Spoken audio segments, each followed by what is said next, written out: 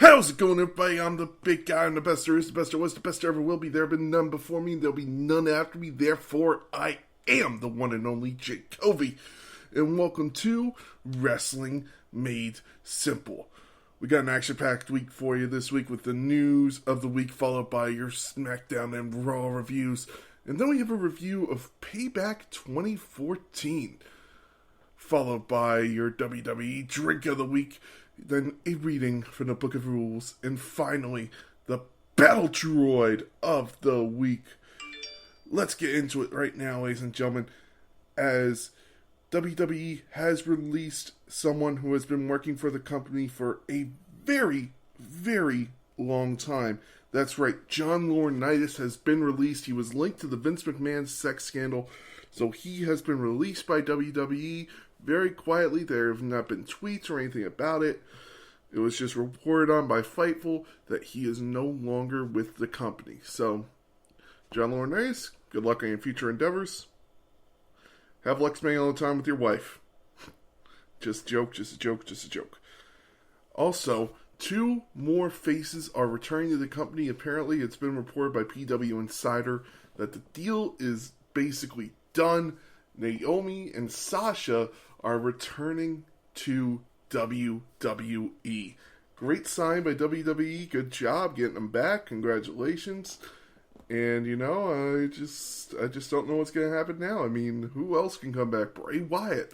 Or maybe there was a couple returns this week in WWE. But before we get to that, finally, is another AEW star ready to jump ship to another company? Apparently, that might be what's happening, but not till 2026, as Miro, who is signed with AEW, is very unhappy with his place in the company. He has tweeted out after Jon Moxley was fighting Mance Warner, who is this guy and why is he fighting for that title? Apparently, he has said that he likes the creative freedom that he has been given in AEW in past interviews, but maybe that creative freedom is starting to shift as he lost his chance for the All-Atlantic Championship at AEW and New Japan Pro Wrestling Forbidden Door. Apparently, Miro is very unhappy with his direction, as reported on by Zero News, but we'll need to see if that's true. Nothing really has been said from AEW or Miro. So let's wait and see what happens. Maybe there is some truth to this. Maybe there isn't. I don't know. But it is a rumor going around that several talents are unhappy with AEW and Tony Khan's attitude, as he actually had to chase a prominent backstage producer. Someone backstage has not been linked to who it is, but I did read that he had to chase down that person and beg them not to quit after having a basically kind of a pissy attitude. So maybe the grass ain't greener on the other side. I don't know. But if they could keep performing matches, because I will give credit where credit's due. I didn't know who Mance Warner is, but he put on a great show against Jon Moxley at Rampage this Friday. So I'll give credit where credit's due. Let's get into the SmackDown review, as SmackDown kicked off with the whole roster laughing at Happy Corbin after he got low blow by Pat McAfee at SummerSlam. He was so upset that he let Ricochet challenge him to a match, and this was a very good match. Ricochet performed his ass off. Great job by Ricochet and actually having a fun match with Happy Corbin. Maybe this will be the beginning of Ricochet starting to get pushed back into the title picture. That's at least what I'm hoping for. I hope he doesn't get pushed into a 24/7 championship, but I think with Triple H taking over creative, I think there is a way better chance that Ricochet gets a way bigger push than he has been so far in WWE. We then get Sami Zayn going to Roman Reigns' locker room, knocking on the door. He's saying he wants to congratulate Roman Reigns on his win at SummerSlam, which is also very weird that there was no Paul Heyman this week. I don't know why. I haven't seen a report why he wasn't at SmackDown. Maybe he just wanted to take the week off. I don't know, but hey, the wise man's earned it.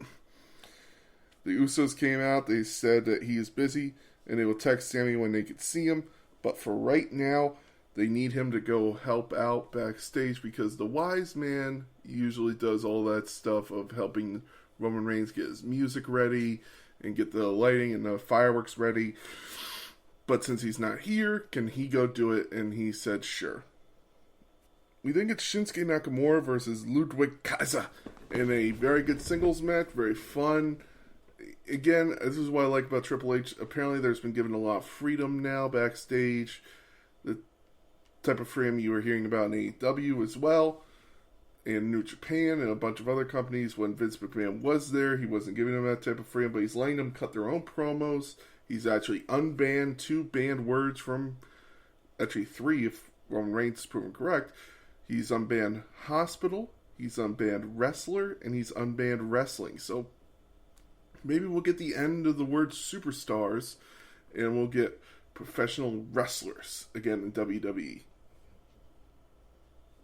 But he let Shinsuke Nakamura and Ludwig Kaiser have a great match, and Shinsuke hitting the King Shaza on Ludwig was awesome to see. It just made me I'm really starting to become a believer in Shinsuke Nakamura again.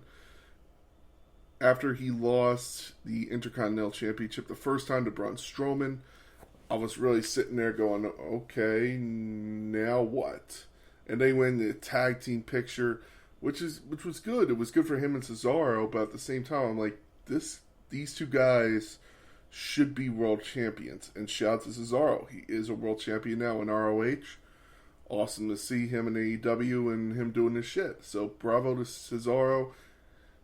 Whatever you're going by, man, congratulations. Good luck to you. Keep doing you, man. You're awesome to see. But now Shinsuke Nakamura is being pushed back into a singles picture with Gunther. Maybe he'll get pushed into a main event feud with Roman Reigns. I would love to see that. We think it Liv Morgan coming out to cut a promo saying that her women's championship means everything to her and she's ready to face Ronda Rousey when she returns. The crowd then kind of turned on her, saying you tapped out. I guess this just goes to show how fickle wrestling fans could be, man. They were starting to chant for Ronda. They were saying you tapped out. Even though we finally got what we wanted of, hey, Liv Morgan finally won the title. Oh, she finally won the title? Good. I hate her. And you're like, wait, but you were the one chanting for her. I know. I hate her. And you guys hated Ronda Rousey. Yeah, but I want her back. It's just how I get wrestling fans sometimes, man. We got exactly what we wanted. And then we get fucked. I don't know anymore. But anyway, Sonya Deville came out and interrupted her, saying that everyone saw Ronda Ragdoll live and that she will win tonight's gauntlet match and become the number 1 contender for a shot at Clash at the Castle. Then this gauntlet match happened. Very good match, very fun match. Sonya Deville was able to defeat Aaliyah, and then she got defeated by Raquel Rodriguez. Raquel Rodriguez then defeated Xia Li, and Natalya then defeated Raquel Rodriguez, and then we got Shayna Baszler come out and defeat Natalya. Great match, and finally Shayna Baszler gets pushed back into the title picture. Awesome to see that. Very fun. But there's still more I want from this. 1, where was Shotzi? 2, what the fuck is Raquel Rodriguez's gimmick? That she smiles? She's just happy to be there? Triple H, this is someone you made. Let's make sure they don't have to be complete main events. But they do need to have something more than just smiling. But anyway, so Shayna Baszler, Liv Morgan, Clash at the Castle. Very excited for that match. That could be very good. We then get Sami Zayn coming back to the Roman Reigns locker room, and he says, hey, I checked out the lights, everything's good. I actually had to fight a few people, but let's not get into that. Now can I see the Big Oos? And they go, not right now, man. He's just busy getting ready for his promo tonight. And he goes, but I did everything. And finally, Jey Uso just snaps and he goes, dude, you're not getting in. You haven't done anything. You haven't proven yourself. You don't deserve. If you don't prove yourself soon, we're going to tear that t-shirt off your body. And Sami Zayn stood there pondering everything. Maybe I've heard that this might lead to a Kevin Owens and Sami Zayn face turn, and they will go after the tag team titles and take them from the Usos at Clash at the Castle. Wouldn't mind that. But at the same time, I'm kind of like Kevin Owens on Raw with Seth Rollins and Becky Lynch, because even though they're kind of frenemies, him and Seth Rollins, it's made some very funny moments of Becky Lynch, like, in the locker room, and all she goes is, Kev, and he goes, yeah, what's up? She goes, where did you go on that hike? And they start having a conversation. I think he just works well with them, and that would actually be a faction I would like to see of Kevin Owens, Seth Rollins, and Becky Lynch. Anyway, back to this. We then get the Viking Raiders versus Jim Maluki and Tommy Gibson. Just some random enhancement talent. Viking Raiders pick up the win very easily. And then Kofi Kingston attacks Eric and Ivar with a big kendo stick. His equalizer beats the shit out of the Viking Raiders till the kendo stick breaks. And then he has a match with Eric, in which he actually wins. It's very cool to see. I love this feud between the New Day and Viking Raiders. I'm glad it isn't over. I was wrong at the beginning because I thought, this feud's going to be nothing. It's just a way to enhance the Viking Raiders, pick up a win over an established tag team. But no, it's turned into something that I'm very happy to watch. After this, we got the announcement that the new tournament to crown the new WWE Women's Tag Team Champions will start tonight on Monday Night Raw. And that was actually an okay match. Nothing great, but still fun to watch. So after this, we get Roman Reigns coming to the ring, the Bloodline, the undisputed WWE Universal Champion. And he goes, I want you to know something. I hate Brock Lesnar, but I respect the hell out of that man. I mean, and this is where he broke the rules. He says he put Paul Heyman, the wise man, in the hospital, which is not what they usually say. They usually say he's in a local medical facility. So I don't know if it was just a fuck up on Roman Reigns' part, or have they started to unban words, and maybe we'll hear championship belt now, and we'll hear wrestling. It's professional wrestling again. Because there was a line I heard, I forget where it was. It was on a YouTube video. I think Time to Change the Game was the name of the title. And he says Triple H has put the word wrestling back in World Wrestling Entertainment. So, cool to see that. I love it. It's awesome. But after this, Roman Reigns is about to say something, and you have Drew McIntyre come out and say, our tribal queef is speaking, we should all be quiet. And I love that. That was hilarious. And as he's about to storm the ring, lights go out. Not fully out, just mostly around the arena, except for the ring and the ramp. Music cuts in, and I'm like, this seems familiar. I know this music, but who is it? It shows the top of the ramp. A bird flying at the top of the ramp. And there's a woman standing there. That's very and my eyes widened as someone attacked Drew McIntyre. I taped it, I recorded it, and sent it to my buddy, who's a wrestling fan, who I hope to have on the show sometime. And I just said, dude! Because I realized Karrion Kross has re-signed with WWE. So has his wife Scarlett. They're back. Holy shit. This was a moment and a half. I lost my mind. I was like a kid in a candy store when I saw that. Welcome back, Karrion Kross. awesome to see. After they laid out Drew McIntyre, Scarlett just simply just put the hourglass in the ring. Karrion Kross looks at Roman Reigns and just goes, tick-tock. And they walk away. What a SmackDown. Oh my God, my heart's still bumping from that, man. Karrion Kross is back, and I couldn't be more excited. I wish there was a video right now because you could see the biggest smile on my face. Oh God, this is awesome. So many talents are rumored to come back. Like there's been Johnny Gargano rumors, Bray Wyatt apparently posting cryptic tweets again, which he says isn't cryptic. It's just like he's just going down memory lane and to not look into it. But it's wrestling, man. We're gonna look into it. But it's awesome to see this, man. Karrion Kross, it just goes to show, man, Triple H is just like, these are my guys, and they deserve to be here. So, shout out to Triple H. Really kind of his first SmackDown of the Triple H era.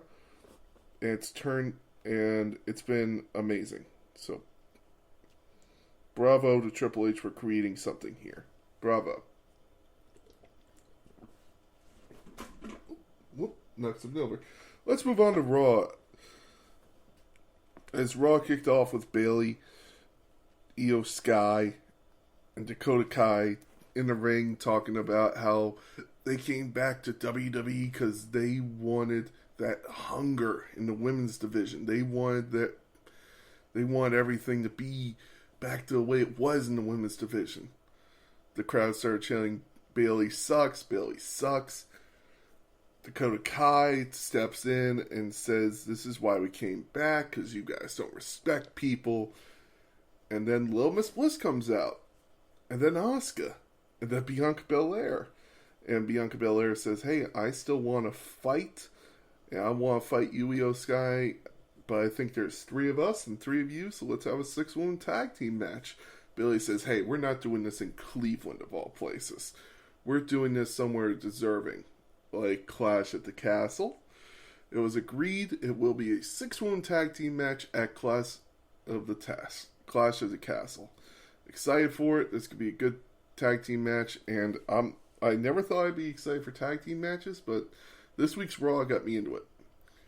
After this, there was a little brawl. They get separated, and it cuts to commercials. We come back and we hear Seth Rollins burn it down. He's coming out, whoa, as happy as can be, smiling. And he has a great match with Angelo Dawkins. Angelo Dawkins actually looked like he could win this match. They point out, and Angelo Dawkins looks like he hasn't just lost weight. He's putting on a lot of muscle. He's leaner. So cool to see. We also got Montez Ford on the outside as Seth was thrown to the outside. He actually made reference to that Seth Rollins famous meme of Seth Rollins' face after he got told he retained the title against Dean Ambrose in Elimination Chamber via countout of the ah. If you look it up, you'll see the classic Seth Rollins meme I'm talking about. So that was cool to see. They made fun of that, and then Dawkins threw Seth Rollins almost into Corey Graves. And that was fun. Apparently Corey Graves isn't very happy with WWE right now. Just to go off on a little thing, that Carmella was injured at a house show, and he had to find out via Twitter. Now, I'm not a Corey Graves fan by any means. I'm usually a company guy of, hey, I'm a big WWE guy. That's why you don't hear me talking much about AEW, because I just feel like what you like.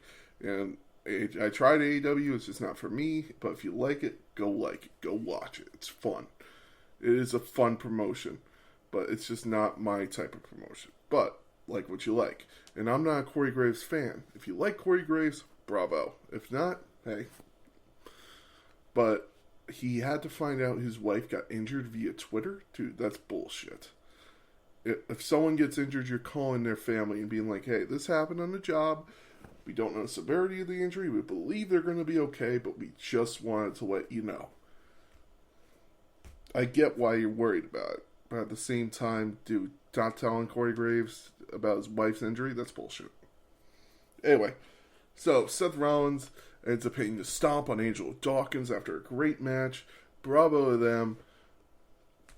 Seth Rollins wins the match. It's another stomp after the match, and then it's announced that Riddle will have an exclusive interview next week on Raw. Seth Rollins got very, very angry and actually made some very funny jokes of like what he believes Riddle's gonna say of bro, dude, Randy, hey Randy. And it was funny. I hope they put that on YouTube because that's actually a clip I will rewatch. It was very funny. After this, we got Edge talking to Mysterio's backstage. He apologizes to Dom for spearing him. Dom gives him a look of like, hey, I don't forgive you, but at the same time, it's like, yeah, man, it's all good. And they push his Edge. Mysterio says, hey, I've known this guy. Randy goes, hey, I've known this guy for 20 years. He's La Familia. And Dom goes, I've known you for 25 years. And he walks out all pissed. It was just... And Ray's like, hey, he'll be fine. Edge is like, sure, okay. And he walks away. We then get Kevin Owens versus Ezekiel, which was supposed to be a good match, but apparently it never got started as Kevin Owens injured Ezekiel on the outside. Apparently it's a kayfabe injury. I don't know if it's real. Maybe they're giving Ezekiel time off to go back and become Elias, grow the beard back. I don't know. But, so Kevin Owens injures Ezekiel with a power bomb to the apron of the ring. Injures him that way. And they had to cart Ezekiel off. Kevin Owens then leaves the ring as Kevin Patrick comes to interview him. He says, hey, what are you thinking? Sneaking up on me. You do that again, I'm going to beat you up worse than I beat Ezekiel tonight. And he just leaves, pissed off. So I love to see this. This side is Kevin Owens. This is what I like when Kevin Owens, the prize fighter, the anger, the hate, the guy who's not afraid to do what it needs to do to win a match. That's the Kevin Owens I like. I hate babyface Kevin Owens. Just my opinion.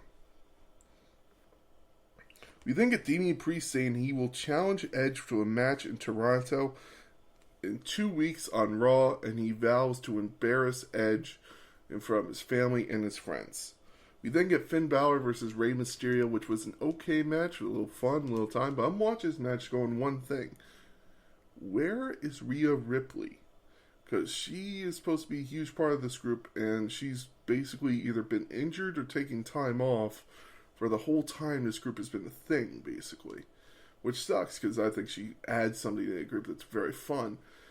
When she pushed Dominic in front of it, the way she gave the Joker smile, I thought that was awesome. But I'm just like, where's Rhea? And as Rey Mysterio is about to go for a 619, Rhea walks out, actually carrying Dominic Mysterio. He has, like, bruises all over him, a little bit of blood. It looked like lipstick or makeup. Well, I would have loved to see, if we're going back to TV14, is Rhea Ripley comes out of a room, fixes her makeup on the big screen, and all you see is Dominic Mysterio walk out and just go, hey, Eddie taught me a few things. That would have been awesome to see, but I know he can't do it, so fuck it. But it would have been funny as fuck. But she walks out, puts Dominic down, and that allows Finn Balor to hit the 1916 and then hit the coup de grace. Finn Balor picks up the win. 1, 2, 3. Judgment Day picks up the win. I really think this attack was fake, and Dom is joining Judgment Day. Me finally maybe getting the heel turn. After this, we get Dakota Kai and Io Sky versus the 24/7 champion Dana Brooke and Tamina in the Women's Tag Team Championship match. The Women's Tag Team Championship tournament to advance to the next round. Very good match. I don't like tag team wrestling, but maybe I'm turning a corner, or maybe the women's division is just better than the men's and tag team. I don't know. I think I might be turning a corner, though, because I enjoyed this tag team wrestling match. Very good job by Dakota Kai and Io Sky. Enjoyable, fun match. Dakota Kai and Io Sky pick up the win over Dana Brooke and Tamina, and they will advance to the next round. We then get Bobby Lashley versus Ciampa for the United States Championship match. For the United States Championship, very good match. Very fun match. This was definitely match of the night, if not number 2 match of the night, behind the main event. I couldn't believe how hard these guys went. Unbelievable job by Ciampa in his first main event title match. And an unbelievable job by Bobby Lashley to just they threw everything they had at each other in the kitchen sink. Finally, Ciampa gets locked up in the Hurt Lock, and he has to tap out. But I thought this was a very good match. Only thing that could have made it better was if Johnny Gargano showed up. Would have been cool to see. Afterwards, we get Almas versus some enhancement talent of Andre Galucci and Spencer Slade. I'm not saying the first name right. I know it, and I apologize. Almas defeated them in like 2 seconds. Bravo to Almas. They know what he is. He's a monster heel, and I can see him contending for the title because apparently that is also talk that they will be having an interim WWE Championship on Raw until they could get the title off of Roman Reigns. So I could see him being a monster heel challenging the face champion for that title. Afterwards, we get Dolph Ziggler versus Chad Gable in a match. Again, very fun match. I'm not usually a Chad Gable fan, but Dolph Ziggler and him put up a great fight in Dolph Ziggler's hometown. Bravo. We then get the main event of the night. AJ Styles and The Miz, no DQ, putting everything they have on the line. Great match. AJ Styles was able to finally win with a Styles Clash. But as they're celebrating, I hear, hey, what? I just hear on the microphone, hey, what's going on? And all you see is security pulling someone away. And it was Indy Hartwell who posted it on Twitter of just a thumbs up, and then people are posting all these pictures of Dexter Lumis. It was Dexter Lumis who got pulled away by security. Dexter Lumis might have re-signed with WWE as well. Holy shit! Triple H gives no fucks.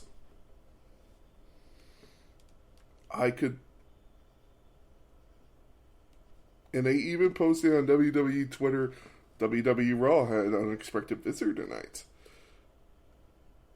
You tell me whether you believe it was just someone jumping the barricade, like Enzo Amore, or was it a actual return? I'm going with a return. Great job by WWE on Raw. Great job on SmackDown. Triple H era, I'm in all the way, buddy. Let's do this. Speaking of Triple H era, let's go to a Triple H main evented pay-per-view in Payback 2014, coming to you from the Allstate Arena in Rosemont, Illinois, with an attendance of 13,311, 67,000 pay-per-view buys, and that's excluding the WWE Network. Tagline Payback, it's what's best for business. Now, the main event was The Shield versus Evolution, and we will get to that. Let's start off with a pre-show with El Torito, Diego and Fernando versus Hornswoggle with 3MB, Drew McIntyre, Heath Slater, and Jinder Mahal in a mask versus hair match. Crazy little match, very fun match. And Torito ended up pulling off the win. Hornswoggle had to have his head shaved. Apparently, these feuds were actually very fun to see, as Hornswoggle and him would have matches. The WLC match, very fun little matches like this one. If you're looking for a little fun, just funny matches, just match you can enjoy and just sit back and smile, watch these matches. Guarantee you're gonna like them. And to kick off the main show, we got Sheamus versus Cesaro with Paul Heyman for the WWE United States Championship. Very cool little match. I always liked seeing these two feud for some reason. I don't know why, but I always did. Sheamus and Cesaro. Sheamus ends up pinning Cesaro to win excuse me. To hold on to the United States Championship. This would kind of be the end of Cesaro as a Paul Heyman guy. This would be one of Paul Heyman's biggest regrets. He didn't do more for Cesaro. We then get the tag team match between Ryback and Cody Rhodes and Goldust. This would be an okay match, but would actually lead to really what Cody Rhodes kind of started down the road of Stardust, and would kind of lead to the departure of Cody Rhodes. So if you're looking for a match that really started AEW, here it is. Ryback defeating Cody Rhodes and Goldust. It was a 7-minute tag team match, and Ryback was able to pick up the win by pinfall. But still, it's still funny to look back at it and be like, "Huh, so this is how it happened." We then get Rusev versus Big E with Lana at ringside, of course, in a singles match. Rusev was on the way of his Russian dominance, kind of undefeated streak, which would lead to The Rock coming back at Brooklyn on Raw, and I'm just trying to remember that he would come back to Brooklyn on Raw, and it would be a very cool little thing to see him come back and be like, I know why no one's beaten you, and he would give a great feud, and it's still one of the biggest pops on Raw I've ever heard to this day. Rusev would end up picking the win by submission as he locked in the accolade on Big E. Big E would pass out, and he would lead to him versus Big Show. It would lead to Rusev versus Big Show, Mark Henry, all these guys, until he would finally lose to John Cena at WrestleMania. After this, we get a Bo Dallas versus Kofi Kingston match in which you gotta believe it was during that gimmick, the terrible Bo Leave gimmick. Unfortunately, it would end in no contest as Kofi Kingston would be destroyed by Kane, and Bo Dallas would come in the ring, cut a little bit of promo, pretend to shake Kofi's hand, and walk off. After this, we got Bad News Barrett in a great match, probably one of the matches of the night, with Rob Van Dam. Very cool match. It was a singles match for the IC title. I really enjoyed this IC title match. Barrett would hold on to the IC title for a while and go on to lose it at WrestleMania 31 in a ladder match to Daniel Bryan, who on the show was forced to relinquish his title, by the way. Just want to point that out. Bad News Barrett would pick up the win by pinfall after hitting the bullhammer elbow on Rob Van Dam. Rob Van Dam would then leave the company soon after, by the way. Just want to point that out. We then get John Cena and the Usos versus Bray Wyatt, Eric Rowan, and Luke Harper. I can't believe I just said that. Rest in peace to Luke Harper. This was a last man standing tag team match. John Cena and the Usos able to pick up the win in a 24-minute affair. Very fun little tag team match. Not one you expect to see, but still definitely different. After this, we get Paige versus Alicia Fox in a singles match for the WWE Divas Championship. Paige defending her title against Alicia Fox. Very fun. Kind of cool to see these two clash in the ring. Definitely different. While Alicia Fox would put up a very good fight, Paige would come out the victor in this title match. And then finally, we get the Shield versus Evolution in a no-holds-barred elimination match.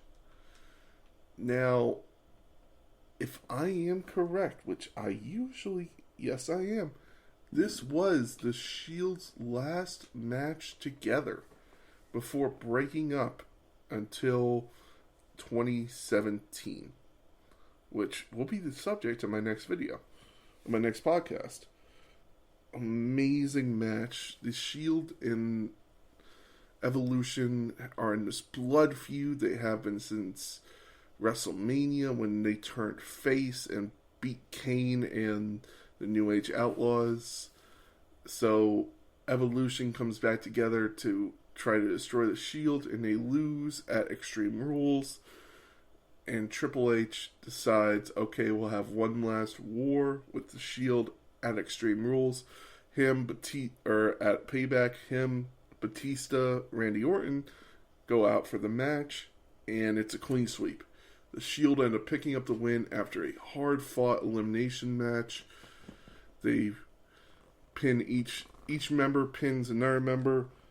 You had Seth Rollins pin Batista, Dean Ambrose pin Randy Orton, and Roman Reigns pin Triple H.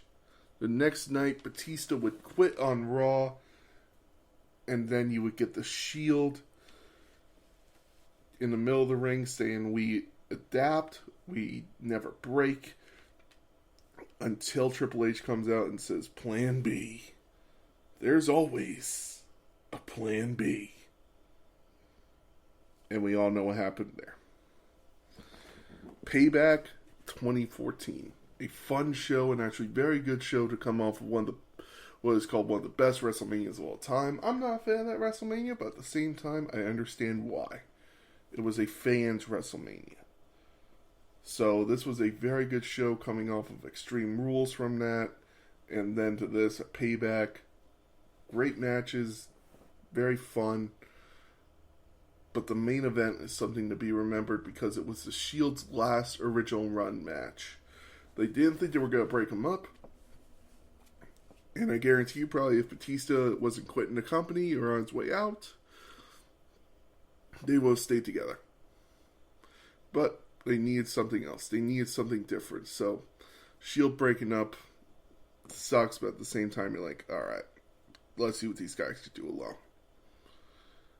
Very cool matches. Very fun show. If you're looking for a show, just sit down and watch. Just like on Tuesday when you're not doing anything. Watch this match. Watch this show. And now, let's go on to your WWE Drink of the Week. I'm going to do shooters for a little while. I like shooters. Shooters are fun. It's great to take a couple shots at something and just forget about life for a while. So this is the Melon Ball Shooter. A kind of little twist on the melon ball drink. 2 parts vodka, 1 part melon liqueur, and 1 part pineapple juice. You garnish with a melon ball. You add all the ingredients into an ice-filled glass, you shake, and strain into a shot glass, and garnish with a melon ball. You make sure you drink responsibly. Do not drink and drive. Do not drink if you are under 21 in the United States, and do not over-consume.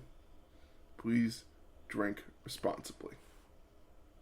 And that is your WWE Drink of the Week, ladies and gentlemen.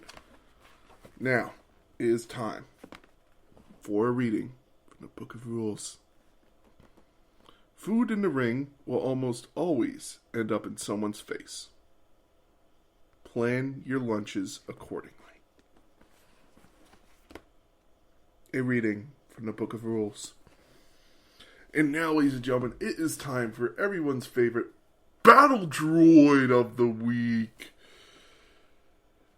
I hate to do it to her because I'm such a fan, but it's time that someone finally called WWE on their bullshit for this.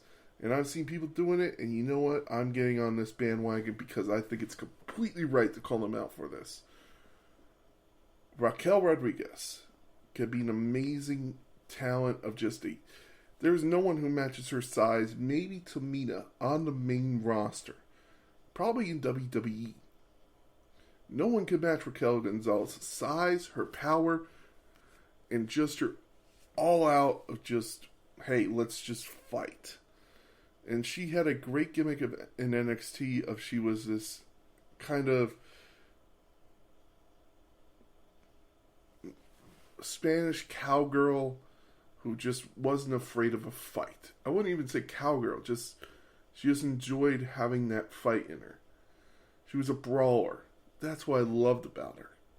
That's why I liked her as NXT champion. Thought she was awesome in the tag team with Dakota Kai, and as Dakota Kai's muscle. It was just so cool to see her like this. But now, God, they've taken away all the essence of her, and I pray to God Triple H does something about this. But until they do, Raquel Rodriguez, you are the Battle Droid of the Week. Sucks to give you this award, girl, but have to do it. Congratulations. Uh-oh. Ladies and gentlemen, thank you very much for listening. I have been the big guy. This has been Wrestling Made Simple. We are on the road to Clash at the Castle, and since there is no pay-per-view for the month of August, I will just be reviewing different pay-per-views every month. I did WCW Starrcade last month, this week Payback. Maybe I'll do Clash of Champions next week. I don't know.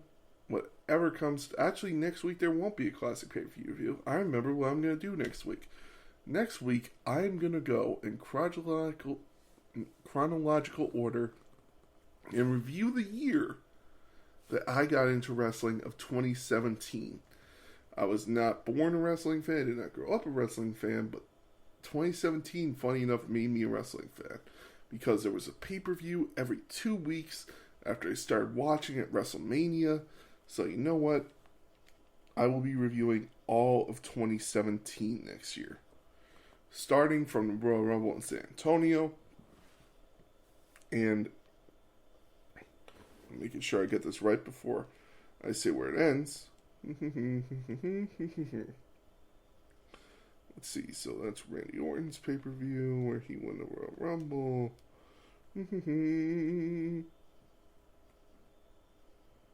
That's Cyber Sunday. That's way back there. Still got another few years to go. How's your days going, everybody? Hope you're having a good day. I will not be including NXT in this because I really didn't understand what NXT was at the time. So I will not be including NXT. There we are. So I will be starting with Randy Orton's win at Royal Rumble, and I will be going all the way to Clash of the Champions at Boston, Massachusetts. So, from San Antonio to Boston, Massachusetts, that's what it's going to be for me. And again, I hope you've enjoyed this week of wrestling. Hope you have another great week of wrestling next week. And I'll talk to you soon. This has been The Big Guy. Thank you for listening.